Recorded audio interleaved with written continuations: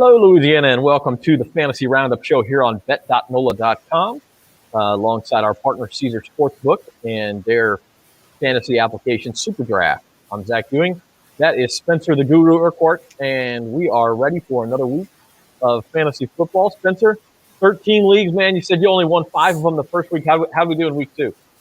A lot better, Zach. A lot better, man. I'm excited to say I'm on 8-5 this week. I flip-flopped it, which was much needed after last week's disappointment. But yeah, man, it was a good week too. It was a little concerning after the noon games with all the injuries, but luckily in the 3 o'clock games and the primetime games had a lot of big outputs with King Henry and Lamar Jackson, those guys. So it was fun to watch. Yeah, those 3 o'clock windows, and then include the Sunday night game, Kansas City and Baltimore. Just an amazing second half of the day of football on Sunday. And then, of course, on Monday night, as we'll talk about in a minute, Aaron Jones saved a lot of people this week or broke a lot of hearts this week, either way. Let's get right into it. Recap week 2. Real quick, we'll talk the top scorers at each position. And as we do this every week, we'll start to notice some trends. And the first trend, as we bring up those top scoring QBs, Kyler Murray, last week I believe he was number 2. And this week he's number 1. So all of a sudden, we may have a new leader for who the QB1 is going to be season long. The only other guy on here who was in the top 5 last week was Tom Brady. And so he's up there as well. And, if, not to discount guys like Patrick Mahomes or Josh Allen, who were the first 2 quarterbacks drafted. It's not like they're disasters or anything. But right now, Spencer, Kyler Murray is the man at quarterback. Oh, yeah, he's been killing it so far. It's been fun to watch. He's got a lot of weapons there, of course, led by DeAndre Hopkins. But the rookie, Rondale Moore, has really added a new element to that offense. He's been great so far. Wish I had more shares of his in throughout my leagues, because he's somebody that if you had him on your bench stashed, he could be a league winner. He's actually at the top of my waiver wire pickups for this week, because he's really helped that offense get to a new level. And but Kyler himself, though, has really progressed. It's year 3. A lot of quarterbacks take a big step forward in year 3. And it's also been encouraging the fact that he's been able to do this without having to rely on running, because last year he got injured in the middle of the season. A lot I feel like had to do with the fact that he would run so much and took hits, where this year he's been doing it more with his arm. So I think there's a good chance he'll be able to sustain the success. And the same really is true for Lamar Jackson. At least on Sunday night, he threw more than we've seen him throw in a lot of big games. And the nice thing about those guys is, and Daniel Jones you can throw in this too, that if he is up against a defense that shuts down the passing game, those guys are still going to rack up some rushing yards for you, or at least have the capability of doing that against a tough defense. Let's move on to running backs. These are PPR standings that we're going to show you for the next 3 positions. So for standard scoring, you would obviously take off any reception points they got, but when we use PPR, most leagues are points per reception. You mentioned King Henry just completely went off in the second half, and then in overtime as well against the Seahawks, 47 points. And even if you take off the PPR, I think it was 6 receptions, so he's still at 41.7 points. And Aaron Jones, same thing with 6 receptions. And then there's a big gap. Christian McCaffrey, the only guy who was on this list last week and is back. I don't even think Henry was. And so he's, of course, Mr. Consistency. The 2 guys at the bottom are who I want to ask you about, though, Spencer. Cordarrelle Patterson, who came up as a receiver, but is now all of a sudden not just part of the running back committee in Atlanta, but maybe surpassing Mike Davis in that running back committee. And then Tony Pollard, who's been kind of vulturing carries and targets from Zeke for a couple years now. Right, yeah, it was really encouraging to see CPAT to do that well there in Atlanta, because he was somebody that a lot of people, he's been in the league a while. A lot of people have written him off as just a career backup, but he's really done well so far, and he did it against a solid Tampa Bay defense, a great Tampa Bay defense, especially against the run. And they just used him creatively and in a variety of ways. And if they can keep this going with him, he could end up with a nice season, because Mike Davis is another guy that he's not really established there as like a clear lead dog. So, yeah, Patterson's somebody. There's not much available running back wise usually. So if you're in a deeper league and need running back help, Patterson's the guy to target. All right. So Spencer, I have a question, because I do own Mike Davis in one league. He's on my bench. if I'm able to get Cordarrelle Patterson on the waiver wire this week, are you starting Patterson over Davis if you have both? True, man. I think for now I'd stick with Davis because he's still the starter. I would stick with him until it's more clear that Patterson's past him. But I'm thinking Davis will still get the majority of the carries, and I believe he's still the goal line back. Patterson happened to get 2 touchdowns last week, but I think that was just kind of just the way the game went. I think normally if they're near the goal line, that Davis will be the one to get those. So I would still go with him, but it's close. It's a lot closer than I expected. Certainly closer than we thought it was a week ago. So moving on to wide receivers, you're going to see, I believe, just one name as a repeat from last week, and that's the name at the top, Cooper Kupp, who had a big game last week and an even bigger game for the Rams against Indianapolis. Tyler Lockett, a big game for a second week in a row. Scary Terry McLaurin, Cortland Sutton, and then we talked about this briefly with last week with the Buccaneers. You never quite know who's going to have the big week. It was Chris Godwin and Antonio Brown in week 1. Mike Evans, and we said, hey, don't worry about Mike Evans. He'll be fine. And here he is as the number 5 scoring wide receiver in week 2. Oh, yeah. Mike Evans shook back in a big way. Same with Cortland Sutton. It was really nice to see Sutton take advantage of the vacated targets with Jerry Jeudy out. I was a little concerned about him coming off of knee surgery from last season, but he looks like he's put that behind him, and he's back to his old self, which is great for the Denver offense, which has been encouraging to start this season. And Tyler Lockett back up there. 2 Lockett's off to a great start. Him and Cooper Kupp. I feel really good about Kupp moving forward. I think he's locked in as a top 10 wide receiver with him and Stafford even have a great connection. Lockett, though, I'd be a little concerned that I don't know if he'll be able to keep this up. He's done this before, gotten off the hot starts and then tailed off. So I don't know. Lockett, I'm not sold yet. Kupp, though, and Scary Terry, those guys they're studs. It surprised me a little bit that Lockett has had 2 big weeks in a row, because last year it seemed like it'd be Lockett one week, DK Metcalf the next week, and they would almost alternate. Mm-hmm. This year it's been almost all Lockett for 2 games. So we'll see if that trend continues. It's only been 2 games. Again, we talked last week how much about you don't want to overreact.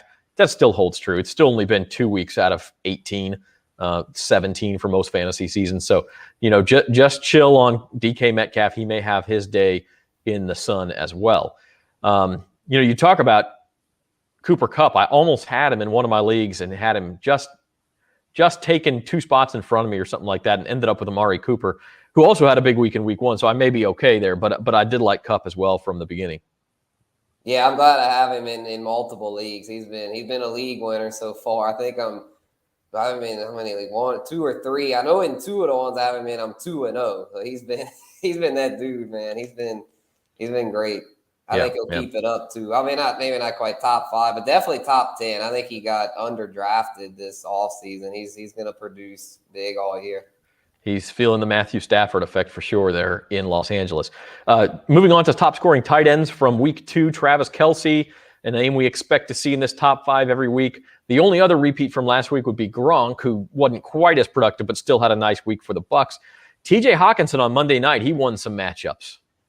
Yeah, that's my dude, TJ Hawkinson. He's another one that's been great for me. I have him in a lot of my money leagues, and he has been straight cash money so far. He has been dominant there. Has a great connection with Jared Goff, and what's a Lions team that's going to be trailing more times than not. So I expect Hawkinson to keep this up all year and finish as a top 5 tight end. Yeah, it's interesting. Those names at the bottom, a little bit touchdown dependent. Robert Tonyan, of course, had a bunch of touchdowns last year. He got one on Monday night, and then Max Williams for the Cardinals also a little bit touchdown dependent. They're not going to get the huge targets, but there are guys where if you're not deep at the tight end position, and a lot of people are in that situation because if you don't have, say, one of the top 4 names, you may be streaming a little bit, and it may be worth a look at some of these guys. Right, yeah, because the tight end position is not very deep. So, Tunyan's picked up in most leagues, but, he's somebody that Aaron Rodgers loves targeting in the red zone. So, I would say, if you can get him, go ahead, because he's somebody that he's not a target hog, but he'll get those touchdowns. Where Williams, though, I'm a little skeptical there. I feel like the Cardinals, they're doing great right now, but I don't think they'll be able to quite sustain this level of production as far as getting all these weapons involved. Like I think, Hopkins, Rondale Moore, even Christian Kirk, like all of them, I feel like are pretty steady. But yeah, Williams, I think he's going to be very hit or miss this year. It's encouraging to see him get the tight end involved though, because that's something last year. That was kind of like their weakness. They would hardly ever get the tight end involved in the passing game. So it's good to see Max with 2 X's do pretty well this week, but I wouldn't expect it to be a regular occurrence. Yeah, I'm with you there. I think that might be a flash in the pan. Again, if you're desperate, maybe you pick him up if he's got a good matchup, see what happens. But he's more of a lottery ticket week to week. So having said all that, those are our top scores. We picked fantasy MVPs for week 2.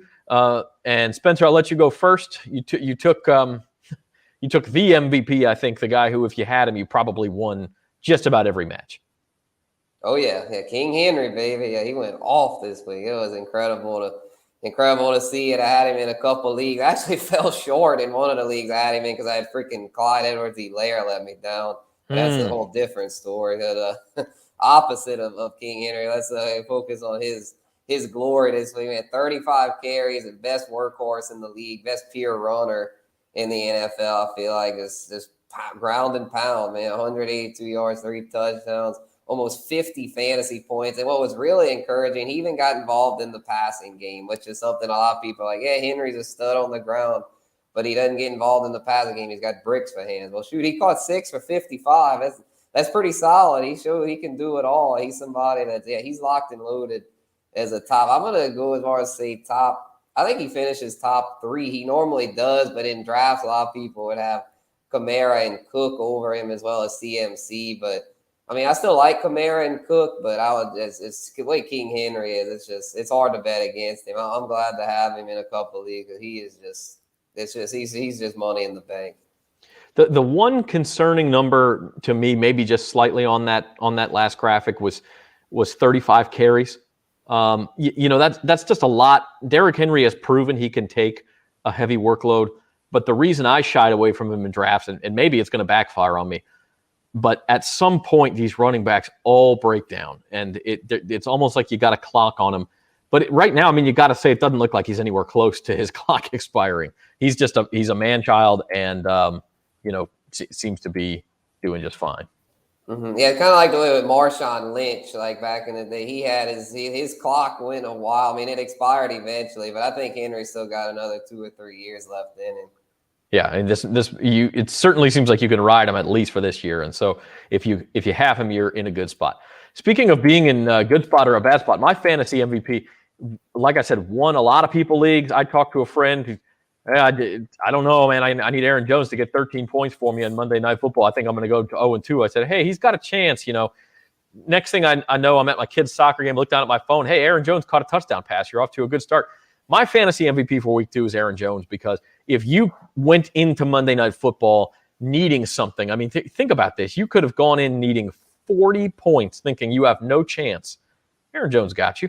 4 touchdowns, 67 yards on the ground, 48 yards through the air with 6 catches, 4 touchdowns, 3 of them receiving. Just an outstanding performance. And if we're talking about individuals who kind of punched above their weight class, Aaron Jones at the top of the list for me. So that's. I'm sorry, Spencer. Go ahead. I was like, yeah, definitely, because he took advantage of that plus matchup. He kind of had a rough week 1 against the Saints, and then he shook back in a big way. Had the chain on with his father's ashes, had the extra chip on his shoulder there. Just great all around performance. He loved to see it. Absolutely. All right, let's kind of turn our focus now, our attention to week 3. And if you haven't already made waiver wire pickups, we've got some suggestions for you. Spencer, I got to poke you on this a little bit. You took Rondale Moore. He was one of my waiver wire targets last week. I said, hey, go pick him up, and look what happened. The man went off. And so now if you're in a league where you're lucky enough he's still out there, Spencer says, got to go get him now. Oh yeah, got to. I wish I'd have got him in more leagues last week, because I liked him. I was like he could be good, but I was like, well, they got Christian Kirk there, AJ Green. I mean, it's like they got a lot of other guys. So I don't know how consistent he'll be, but man, he produced yet again. And then this week, he looks like to be a plug and play flex. They get to face Jacksonville, who's just, their defense has just been an abomination so far. So yeah, I would say Rondale Moore definitely the top waiver wire target of the week. And then we talked about Patterson earlier as being as far as, especially if you have Mike Davis or you have trouble at running back. I know a lot of people that RB2 spot is a source of concern. And so, and honestly, quarterback, if you've got a quarterback in the vein of a Joe Burrow or Trevor Lawrence, who maybe was picked up at the beginning of the year and thought, okay, this is a guy I could start. Daniel Jones is certainly an improvement on those guys. And if he's out there, which he is in 86% of leagues, he's probably your guy. Yeah, he gets a great matchup this week against Atlanta. And what I like about him is his rushing floor. He gets those rushing yards. It's hard to trust anybody on the Giants. I get that. So I'm not saying, like, if you're in a fab league, don't spend all your free agent budget on Danny Dimes. But he's somebody though, if you're in a QB pinch, he's a good plug and play this week. Atlanta's another one like Jacksonville that's shown no ability to slow down opposing offenses. Yeah, quarterbacks are tough, and it's the top of my waiver wire target list here is another quarterback. And so the reason I say they're tough, because if you're in a 2-quarterback league, almost all these guys are owned, right? I mean, that's the 13% of leagues where a guy like Daniel Jones is owned, or the guy that is on the top of my waiver wire list, which is Teddy Bridgewater. He's owned in a 2-quarterback league or a super flex league, most likely. And then in a 1-quarterback league, you're probably not going to start these guys. But I will say, if you have a QB who has an early bye week, week 6, week 7 bye week that's coming up, it might be worth stashing a Bridgewater or a Daniel Jones to play in that week. Obviously check their bye week, make sure they're not going to be off the same week as your guy. But Bridgewater's only 19% owned. He has attempted more passes 20 yards downfield than any other quarterback in the NFL. And when I read that stat earlier this week, I was absolutely floored, because we all saw him play in New Orleans, and he was effective, but he was a game manager. They didn't have him go downfield. He was throwing a lot of short passes to Alvin Kamara and to Michael Thomas. They're taking shots in Denver, and they've got good receivers there. We talked about Cortland Sutton, Jerry Jeudy when he's back healthy. I mean, they are taking shots with Teddy Bridgewater. You could have given me 30 guesses out of the 32 quarterbacks, and I think Teddy Bridgewater might have been one of my last guesses to see who had attempted more 20-yard passes that's traveling in the air 20 yards. My other suggestions are a couple of receivers. They're more like possession receivers, but in a PPR format. These are guys you can plug in at a flex or a wide receiver 3 if you have a 3-wide receiver league. Hunter Renfrow in Vegas is getting a ton of targets. And by the way, they play the Dolphins this week, who have given up a ton of targets to slot guys. And then KJ Osborne in Minnesota. I don't want to say he's this year's Justin Jefferson, but he looks like he's on pace for a breakout in Minnesota as well. And there's another team that's going to be in a lot of shootouts. So he's a guy to look for as well, who's just like Rondell Moore last week. You might get him a week ahead of when his blowout is, if you his blow up is, I should say, if you grab him this week. So if you have that extra spot on your roster, I like KJ Osborne. Yeah, he could be pretty good. It's just, you got Jefferson and Thielen in front of him. But that's if something would happen to one of those two, then he's in line for a huge role. And another good thing there is the tight ends pretty much out of the picture. Things like, Irv Smith's hurt, and then Kyle Rudolph left, so they don't really have pass catching tight ends. So I like KJ as a bench stash. I wouldn't recommend starting him yet. With, like I said, he have the 2 big dogs in front of him, but he's a good bench stash because he's got good chemistry with Kirk Cousins. And then if something would happen on those big 2, he's a plug and play at that point. And I think, Spencer, even with those 2 guys there, and that's a good point, but I think he's gotten 15 or 16 targets. I looked it up before the show and don't have it in front of me, but I think it's like 16 targets through 2 games. So he's getting the ball. And if you're absolutely right, if one of those guys were to go down, he would all of a sudden be, like a borderline wide receiver 1, depending on the matchup. I mean, the guy is seeing volume, he's seeing snaps, he's seeing targets. Obviously, Kirk Cousins likes him. So I would go out and get him if you can, if you have that spot on your bench. Wouldn't start him over one of your top 20 guys or anything like that, but for bye weeks and looking forward, a guy with a lot of upside. Moving on to DFS, and we're going to do it just a little bit differently this week. The SD you see on the screen there is Super Draft, and that is the DFS partner with Caesar Sportsbook. And so we're going to be talking about Super Draft a lot. Instead of your traditional DraftKings or FanDuel, and we have the DraftKings value listed for you there as well.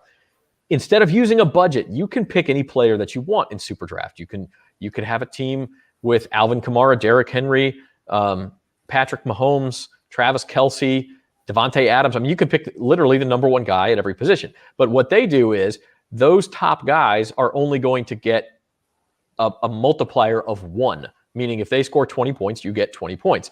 Everybody else has a multiplier on them. And you'll see, Spencer here, Justin Fields is a 1.7 multiplier. The Bears just announced this morning he is starting today, or starting this week over Andy Dalton, who's hurt. If Justin Fields scores 20 points, you're going to get, let me do some quick math, you're going to get 34 points. And so you are going to outpace anybody who picks Patrick Mahomes by 14. So that's how that works. So DraftKings, it's more about finding values here and there. And it is in Super Draft as well. So having said that, talk about your DFS values for week 3.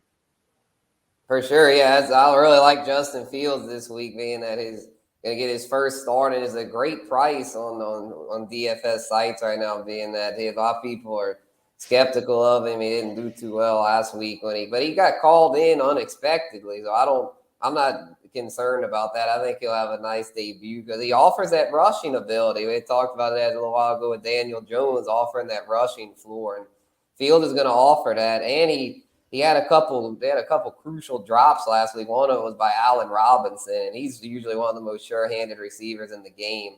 And they face Cleveland this week. It could be some points put up there. So I'm thinking Fields is somebody that, if you don't want to go with one of the top quarterbacks, if you're looking to just stack your team with running backs and receivers and go cheap for quarterback and try to get some nice value there, Fields is definitely the play of the week. I was scrolling through. I was like, man, Justin Fields is that low? I was like, wow. I was like, hey, this is like, if I set a DraftKings on him this week, he's going to be my QB. I feel like that value is just so good there at 5,200. He's down there with just the bottom feeder type quarterback. Sure, so, guys who aren't even starting, yeah.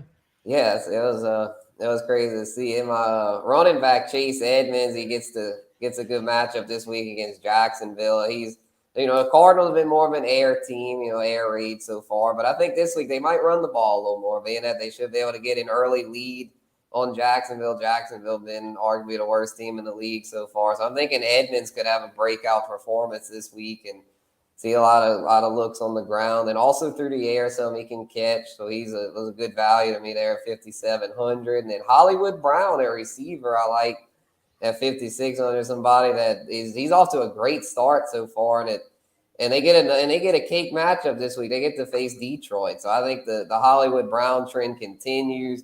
Him and Lamar Jackson have the chemistry. He's his go-to guy. Lamar seems to be improved as a passer this year. I mean, shoot, he went toe-to-toe with Mahomes and beat him. That to me, that's all you need to do to see if he's to believe there. They look good there in Baltimore. Hollywood be a great play this week, I feel like. And then Jared Cook at tight end. I know he's a guy a lot of Saints fans are still mad at from last year at the fumble at the end there in the playoffs. But it looks pretty good there with Justin Herbert and Los Angeles. Almost slipped up there at San Diego. He's somebody that he could have easily had a touchdown last week, and they called him back, and he's getting targeted. He's the number 3 option there, and he's somebody, if you're looking for a value tight end, he could do it for you. I gotta say, as somebody who has shares of Jared Cook in one league, and I know, but I didn't have a good tight end. I picked him up. I had Irv Smith actually, and he went out for the season. He's my tight end. I have a share of Amari Cooper. I have a share of Austin Eckler. Watching that Cowboys-Chargers game was bad for my blood pressure, man. There was a flag after every big play of that entire game. I got a touchdown. Big game from Eckler. There's a flag. It's hold. I mean, come on, guys. Let him play the game. I'm sorry, rant over. My DFS values, he's same as one of my pickups for the week in a season-long league. I like Teddy Bridgewater against the Jaguars. They're taking shots. Jacksonville can't defend anybody. He's listed at 5,800 on DraftKings. He's a 1.5 multiplier on Super Draft. I think Teddy Bridgewater is absolutely a value play this week. And then speaking of value plays, we talk about Eckler. I know he's a superstar, 7,200 or a 1.35.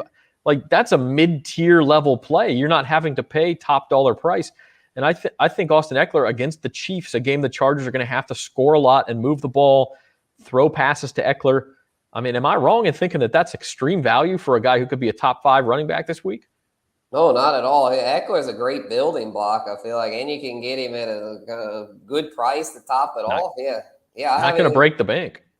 No, and yeah, that's incredible because for PPR, my PPR running back rankings, I haven't released them yet, but as of now, I have Eckler as my RB4. I think Eckler is going to have a huge week this week in Yeah. what projects to be a shootout against Kansas City. So yeah, Eckler is a guy. I remember last week I was saying Nick Chubb be a good building block in a good matchup. Eckler, I mean, he's the if you're looking to get an RB1, Eckler's yeah, I'm with you, Zach. He looks very solid at that price.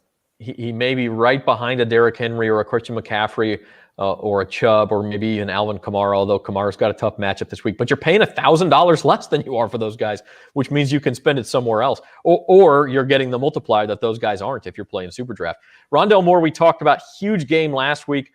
$5,000, sure, why not? And then the same thing with Kyle Pitts. They're playing the Giants. He got a little more involved with Matt Ryan this past week. I think that's going to grow as Ryan becomes more comfortable with him.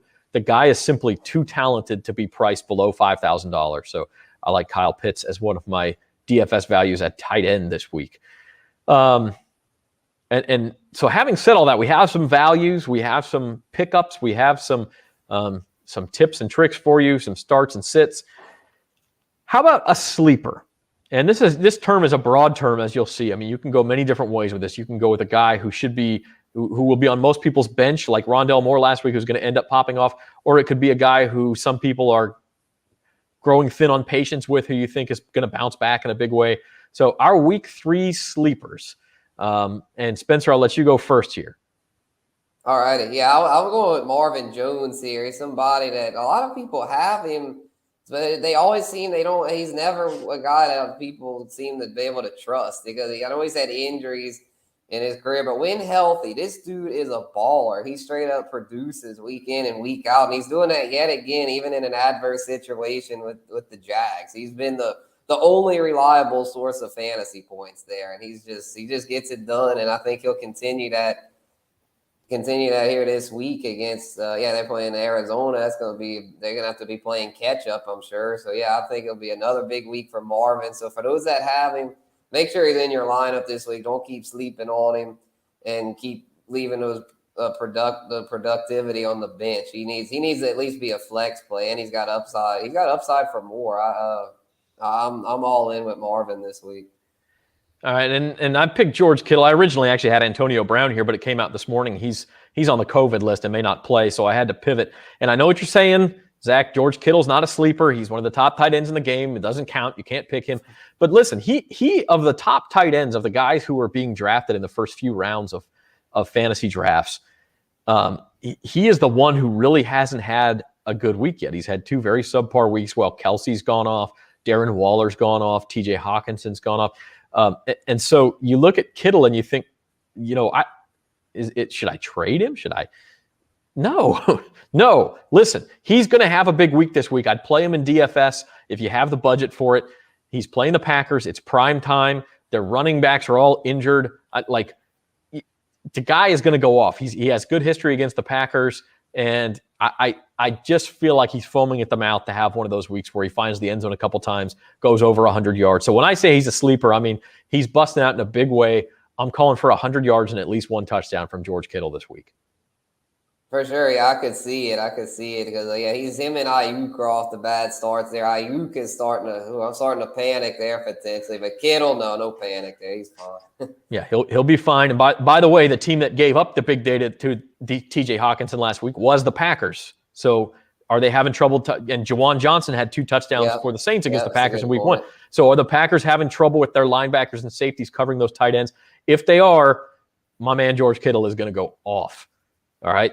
Hey, to wrap things up, if you have questions for this show for next week or just any time, check out Spencer the Guru on Twitter and Instagram. You can ask him your fantasy questions. He's happy to answer them. I would also add, go ahead and sign up for our newsletter. You're going to get all the sports betting information, all the fantasy sports information that we have on bet.NOLA.com. It's all brought to you in conjunction with Caesar Sportsbook. Tons of good stuff. You sign up for that newsletter at NOLA.com/odds, ODDS, NOLA.com/odds. And if you sign up, you are automatically entered to win a $250 cash card. So you could win without even reading a word of what we write. But we encourage you to open it up every morning, read that newsletter, find out what we're writing. Our picks are doing real well. Our fantasy teams are doing real well, and we want you to do well too. So, Spencer, before we go, what do we do with Clyde Edwards-Helaire, man? He's an LSU guy. He had the big fumble. I know you said you got him in one league. I got him in one league. It's on my mind. So can we close with this?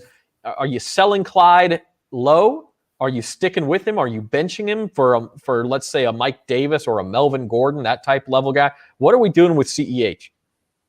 All righty, yeah, it's a tough dilemma, but I would say my philosophy with this generally is to hold, because at this point his value is, this is probably the lowest his value will be all year. So I would say hold, don't sell low. Selling low is rarely a good idea. So I would say, yeah, keep him stashed. And if you don't feel comfortable starting in this league, and that's okay. I mean, I probably still would, being that the Chargers defense isn't too good against the run. But I mean, even if it's like a flex, I still think he's a solid flex. So I would say I would hold him, keep him. I wouldn't panic there. I know it's rough. I was ready to panic, but now that I've had a couple of days to think about it, I still feel like he's still worth holding on to. He's going to have opportunities in that offense to bounce back. I'm sorry, man. I had to slip that in there because I was panicking too. I don't know what to do with the guy. Nobody's going to want him. You're not going to get value for him, but I'm with you. I think you got to be patient for at least another week or two. Hope he has a big game somewhere. Then maybe you either think, okay, he's going to be okay, or maybe then you think about trying to get something of value for him. So I'm with you there.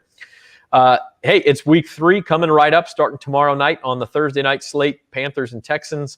And we will have At the Book for you to preview that game and the entire weekend in college football and the NFL. That's coming at you on bet.NOLA.com and all our social media feeds on Thursday afternoon. Once again, sign up for our newsletter, NOLA.com/odds. Enter to win that $250 gift card. Play Cashing In with Carville. You can win prizes there too. That's open for the week. That's NOLA.com/cashing in. For Spencer Urquhart, this has been Fantasy Roundup, and I'm Zach Ewing. Have a good day, everybody.